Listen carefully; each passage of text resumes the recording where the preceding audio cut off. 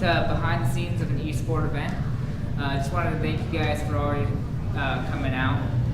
Just getting this slideshow just pulled up here for a second. Just give me 1 second.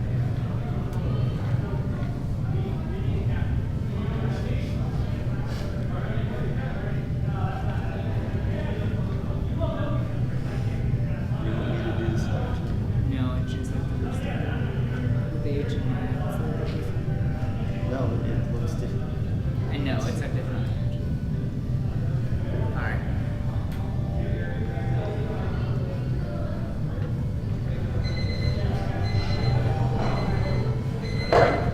Sorry, wait. Wait, is there another chair?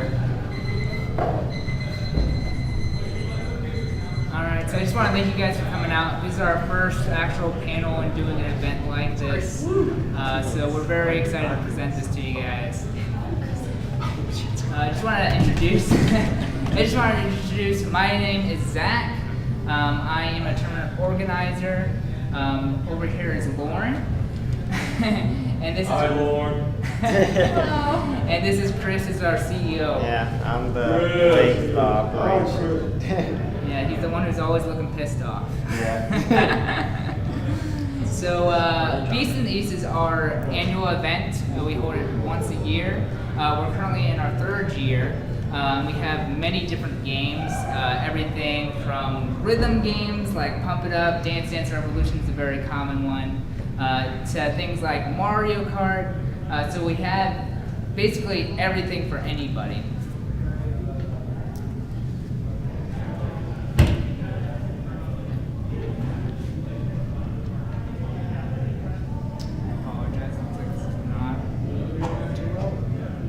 So, yeah, it just started off as an idea. That's an old picture. Yeah, so this is a really old photo. Our first tournament was actually at Lynnhaven Mall at the local Dave & Buster's. It actually had about 15 people.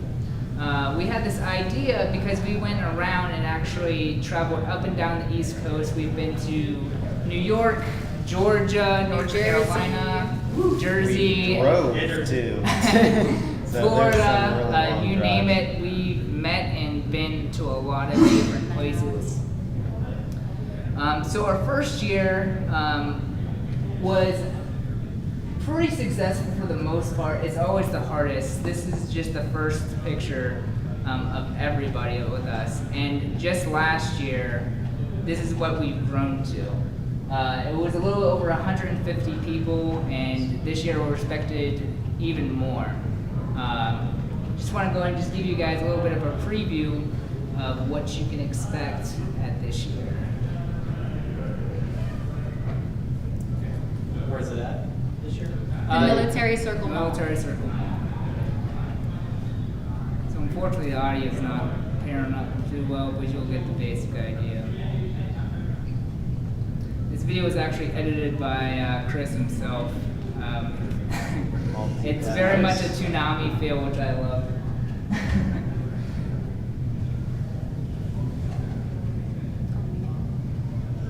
It's so nice to look back.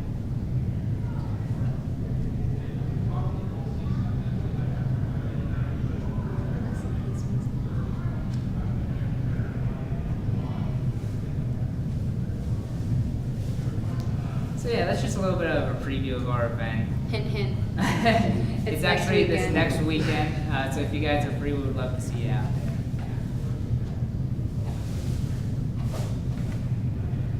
there. Going down the nitty-gritty, making the perfect event.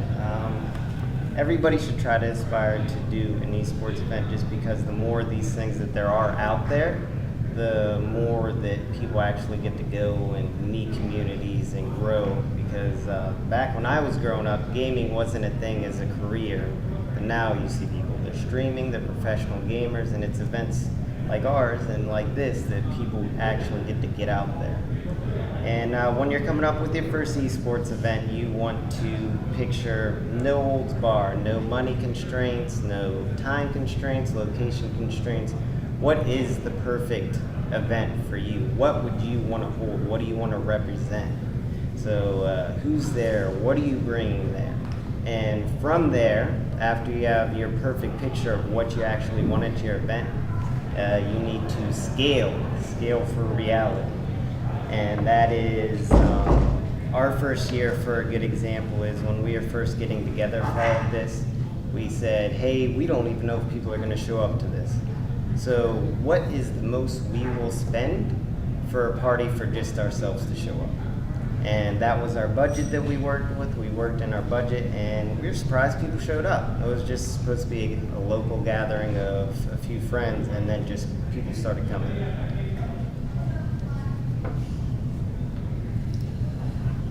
When you're going to search out for your actual spot, you have your perfect event, you have your budget for your event, you need to find venues. And the venue could be a challenging part for a lot of people in the gaming community, just because they don't like to talk on the phone.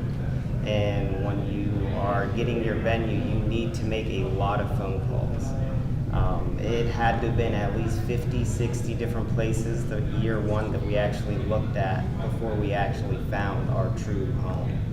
And there were 2 or 3 places where we were ready to sign the deal, and because we were calling so many different places and comparing like prices, we found out while we were doing it, like, oh, they're trying to charge us too much, they're not.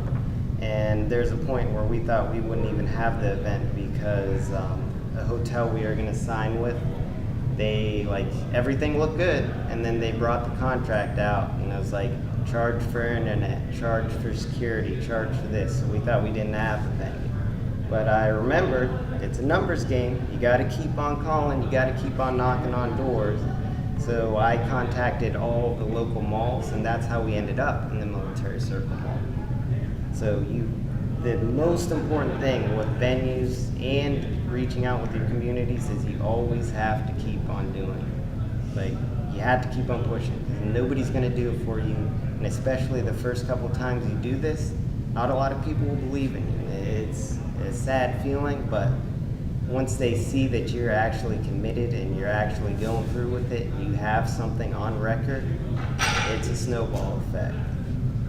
And speaking about venues as well, while you are looking for your venue, it's important to know, because you're gathering people, you also need insurance for your event as well.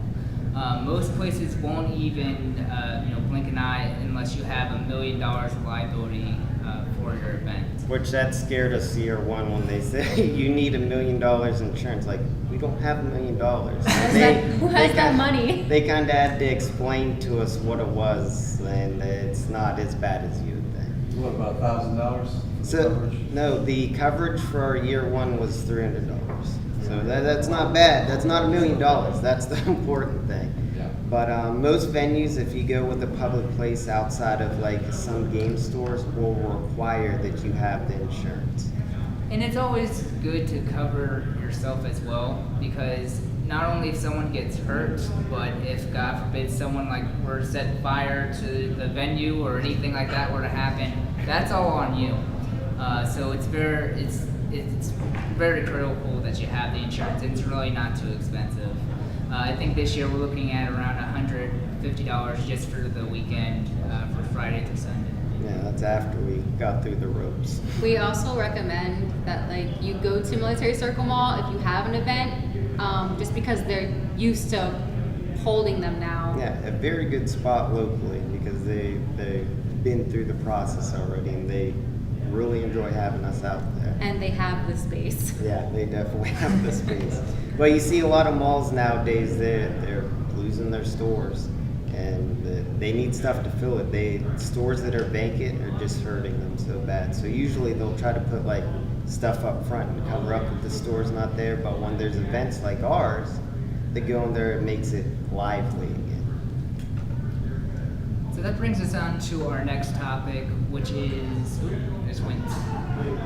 Wait, 2-4. Hold on. Community, there you go. Community. So you got your perfect event, you scaled it for reality, you got your venue, now you need your audience. And the best thing to do is start off with what you know. If you're here, there's a game that you're passionate about. That's the audience you want to reach out to first. You're already in there, you already know the lingo. And you'll be surprised if you actually ask for people to help you out, like console-wise or setup-wise or helping out with the tournament. People want to be a part of this. So a lot of people want to be a part of the esports event, but not run it because it's hard and it's something new. And business aspect wise, a lot of gamers are turned off from that. So start with what you know. And year one, originally, I am a supporter for a dance game, Pump It Up. And that was originally what we built Beast in the East 1 off of. And then from there, people started coming in. Well, I play Initial D, I do Smash, I do that. People started coming in, and that's how we eventually started to grow. So you want to get in these communities and pretty much ask them, like, if you had a perfect event, what would you want then? What would you want for Smash? What would you want for Mario Kart? And do the best of your ability to get it. And you have to keep in mind as well, because we have traveled so much, we now know people all over the United States. So this year alone, we have people coming from California, Texas, We Florida. have someone flying in from China to Yeah, we have a our person event. flying in from China. A for little our surprised event. that, but They're a little lost. They got a little lost along the way, but don't worry. So it's really about, just spreading that, and then eventually that community is going to go ahead and tell other people, and that's really how it's going to make your event even bigger. And the big theme with a lot of these categories is it's all a snowball effect. It's the seed you plant today, you end up seeing a year or two down the road actually grow. And that brings us to, you have your venue, you have your audience, you have your perfect plan. Now you need to get the games and equipment. And like I previously mentioned, the community is a great spot to start at. Everybody has this stuff already, and like I said, it's a common theme for people to want to run esports, but not actually want to do the work. So those people will come out and support you. And more so our second year, like after people seeing that, hey, we came out, we did what we were going to say we were going to do. Second year, people would approach us and say, hey, I want to run this, or I want to run that. I remember one specific example. We have a game called Initial D at the event, and I'm running around trying to organize the event, and the guy came up to me, hey, I see Initial D's on free play. I want to hold a tournament for it. I'm like, okay, do you know how to run a tournament? And he's like, yeah, I know how to run a tournament. And stuff like that starts happening. And that's really where you start building your library, your equipment. People start to snowball in and gravitate toward your event. The next place that you'd want to actually look for after you ask the community is local game stores. I know at a lot of the local cons you'll see like video game heavy will be at a lot of the local cons. Like it's people like that you want to contact, and as you grow, they reach out to you. And for our event specifically, we have an arcade supplier that gives us most of our arcade games. So we have a lot of exclusive Japanese games and rhythm games, and like I said, Initial D. And they're called Arcade Impact, if anybody's curious. Which I believe will be premiering a new they have machine. They have two new machines that are going to be at Beast, and that's Another pretty reason cool. to come. After we build up a connection with them, now they're starting to give us stuff like that. So, like I said, common theme, the stuff you do today will definitely affect you down the road.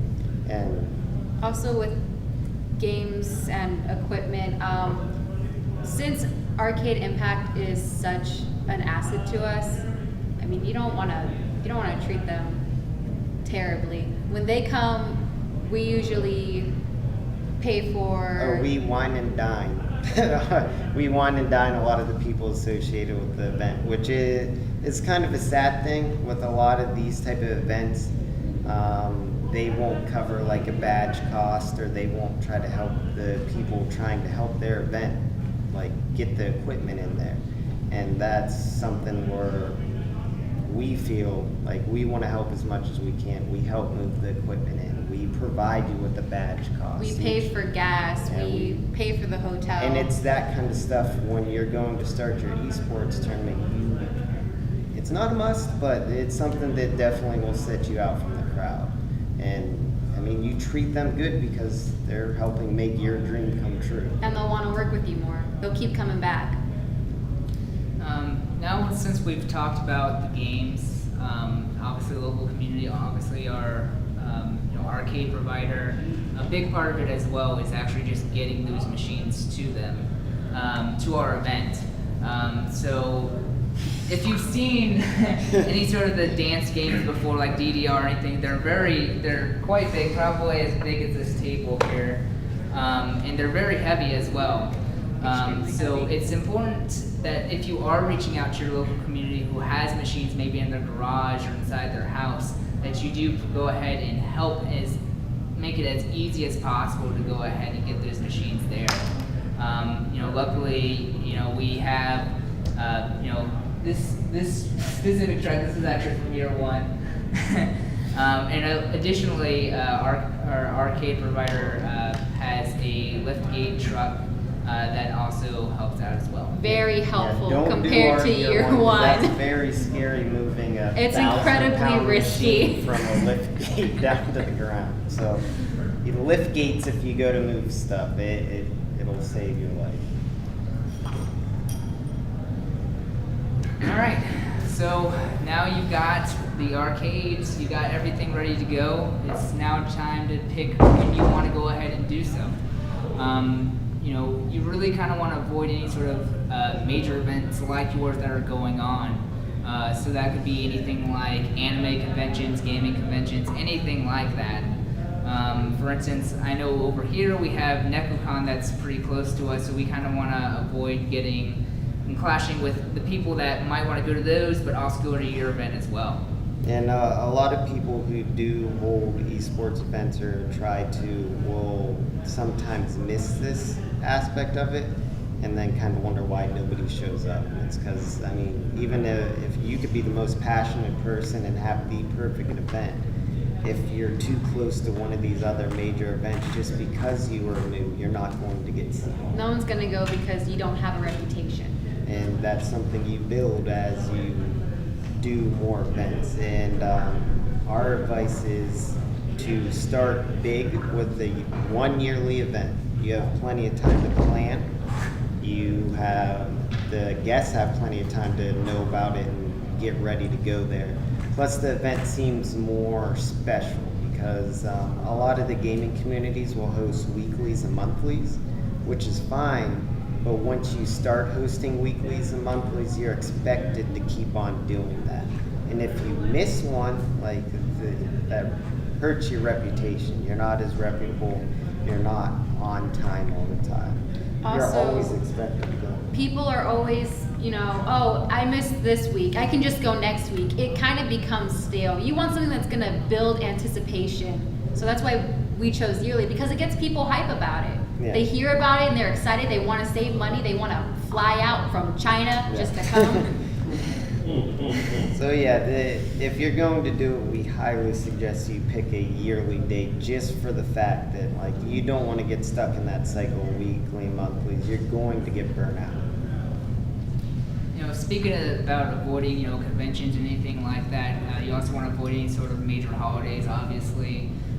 You're not going to plan the week of Christmas. Yeah. Nobody's showing up to your Christmas time. Now the minor holidays, maybe like St. Patrick's Day or anything like that, where people are already off, that might be something that you'd be able to work with. Because not many people are I have travel plans for St. Patrick's Day, but they are off because it's a national holiday. Alright, so let's talk about organizing the tournament. Right here we have Android 18 saying, I think you'll be surprised just how much you'll help you'll be. Because really, it's about getting as much help as you can. Year one, Chris really kind of tried to take on every single tournament that we had, and it was just way too That was no much. bueno. He was the only person running tournaments. You run around a lot, and in your head you think oh, it isn't that bad. It's just making sure people are at their matches on time. No. It is that bad. Trying to hunt down people is pretty much a full-time tournament organizer job. And year one just really made me appreciate the help that we have the further on we went, because I will never repeat year one. I could see how a lot of people who run these events get burnt out because they try to put all the work on their shoulders, and that's not how you run a successful esports tournament. So speaking about getting the help, you obviously need some tournament organizers. I go ahead and do a couple different tournaments for our event. You really want to make sure that that organizer is very friendly to your guests. Unfortunately, we've traveled recently to an event where just the person that was in charge of it just was kind of rude to us, and it really kind of just made the whole event stale for us. So when you are searching after the help, you want to make sure that they're not only knowledgeable. Make sure they're personable too, because you don't want someone rude representing your event, because that just makes you look bad. And although it's not essentially your fault, it's not you specifically who's being rude, that person is it puts a sour taste in their mouth, and it's not good. And for a lot of people, they'll travel out for one specific game that is the game they're looking for, and that tournament organizer really is your face for the event. That could be a make or break of whether they come back the next year or not. And even don't be worried about having tournament organizers that have never done it. Most of the people that have organized for an event at one point or another had to teach them how to do tournament organizing. And it's more so you want the passion. If you have the passion and understand what you're getting into, you'll be a good tournament organizer.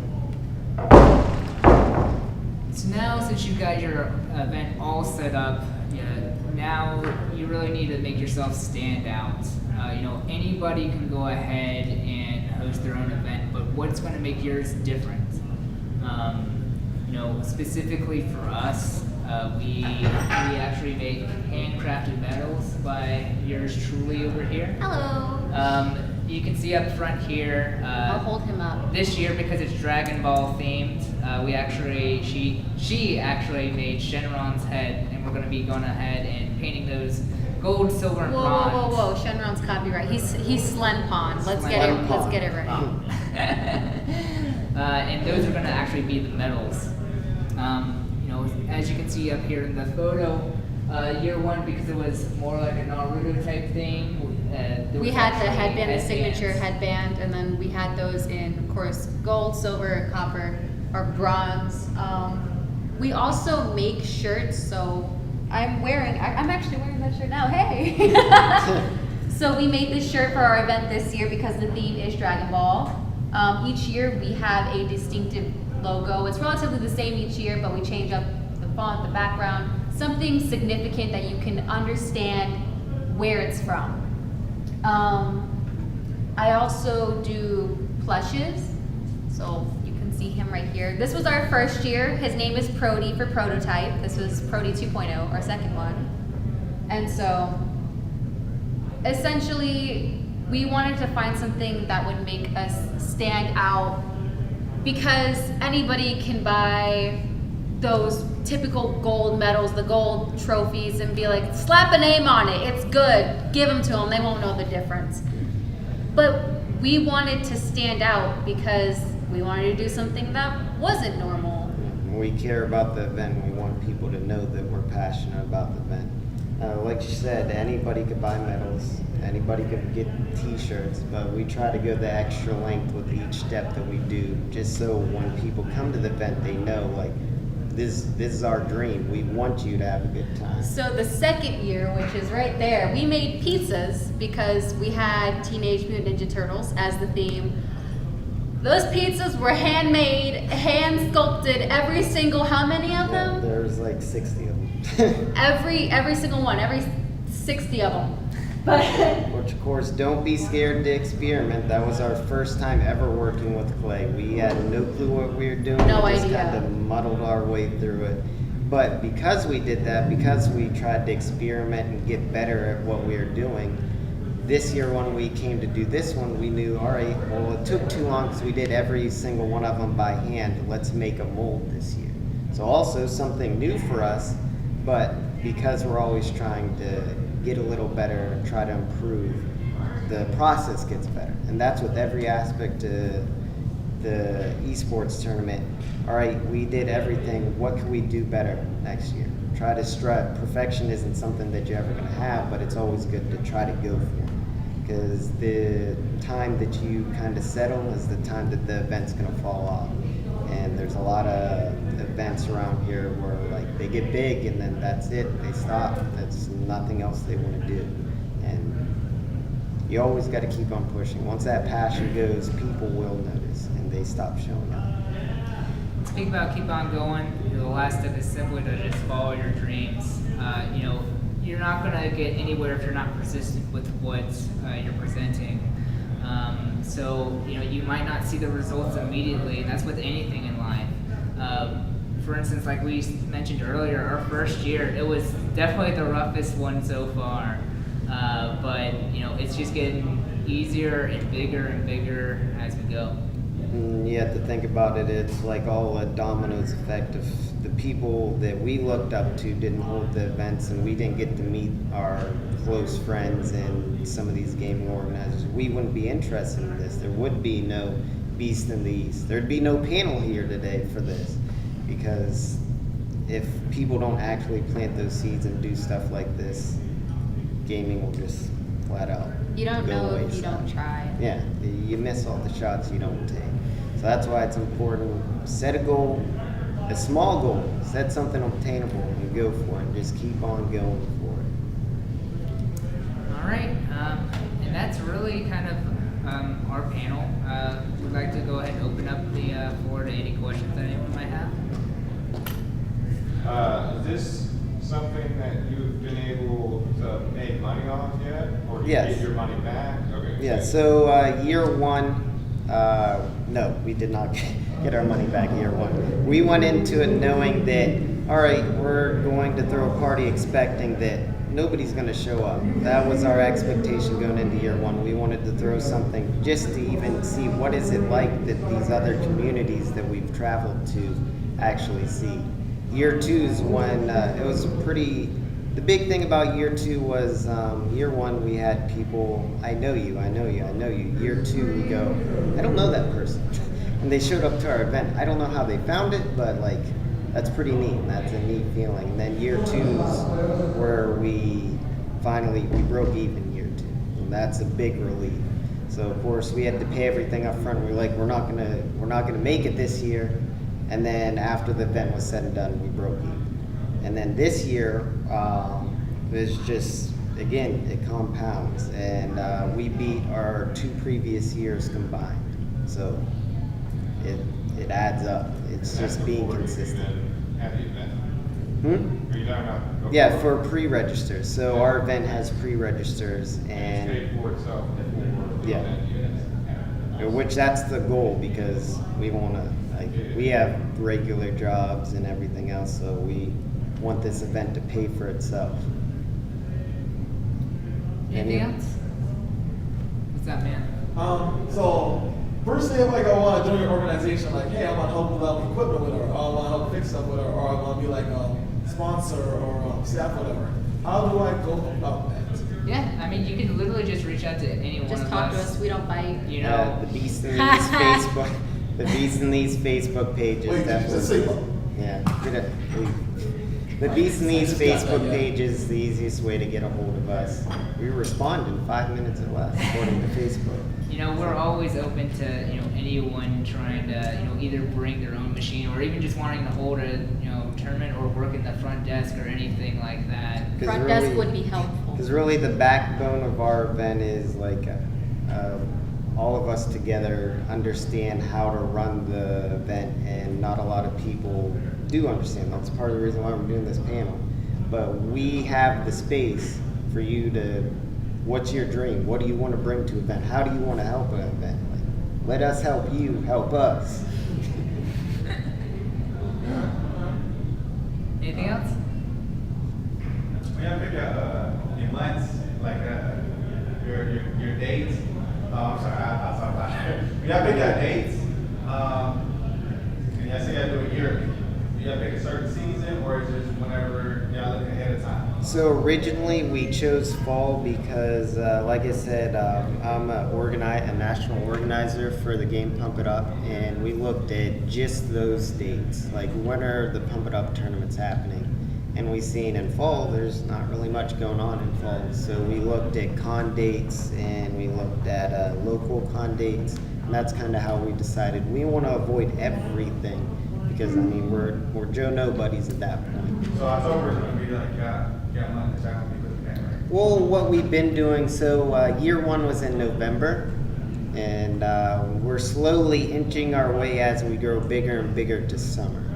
That's the main goal, to be able to compete with the big boys in the same group, because like summertime's con time. That's when a lot of the major cons go, and that's where we'd like to go. I mean, we're in Virginia Beach. We want people to enjoy the beach while they're here. I mean, college students are back home, kids are off of school. More people could come. Yeah. So yeah, we definitely, year one, we are avoiding everything. Any other questions? Awesome. Well, thank you guys so much for coming out. Really appreciate it. If y'all want to go ahead and check out any of the plushies or the badges that we've custom made, go ahead and feel free to come on up. Yeah, we got time. Brownies.